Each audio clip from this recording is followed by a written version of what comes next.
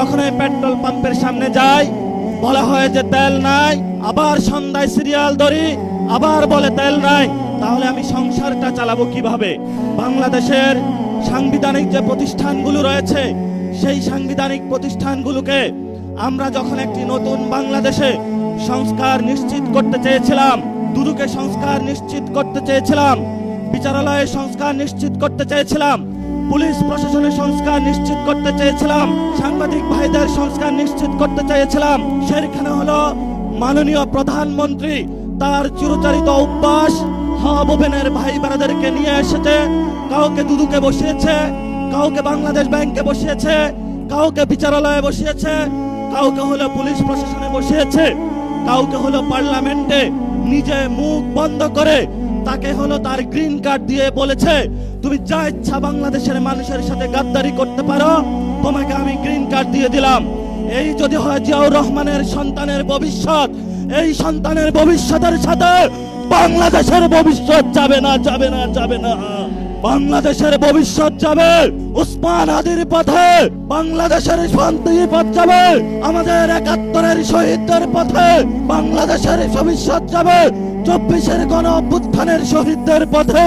যদি এই পথে বাধা হয়ে দাঁড়ায় আমরা তাদেরকে প্রতিরোধ করতে প্রস্তুত আছে ইনশাআল্লাহ। আমরা সেই দিন শাহবাগে দাঁড়িয়েছিলাম, সরকারকে আলটিমেট দিয়েছিলাম আমরা কালকে কাউরান বাজার যাচ্ছি, এর পরের দিন ফার্মগেট যাচ্ছি, এর পরের দিন গণভবন যাচ্ছি। সরকার কর্ণপাত করে নাই। আজকে আমরা পল্টন মোড়ে দাঁড়িয়েছি। আপনাদের জানাশোনা থাকার কথা, ইলেকশনের পরে আমাদের 11 দলীয় জোটের প্রথম প্রোগ্রাম বাইতুল মোকাররমে হয়েছিল। আজকে আমরা আরেকটু এগিয়ে সেখানে প্রোগ্রাম করেছি।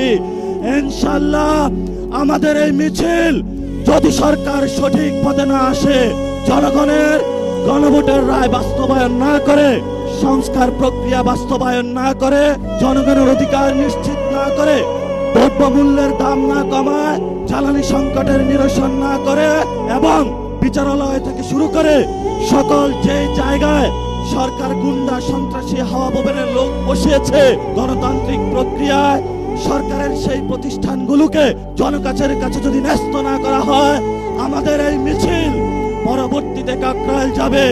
এক এক করে সরকার যে পরিকল্পনা করছে বাংকার বানানোর জন্য, আমরা সেই বাংকারে গিয়ে উপস্থিত হয়ে বলবো বাংলাদেশ স্বাধীন। সেই স্বাধীনতার আওয়াজ দিয়ে আমাদের এই মিছিল চলবে, আজাদির সংগ্রাম চলবে।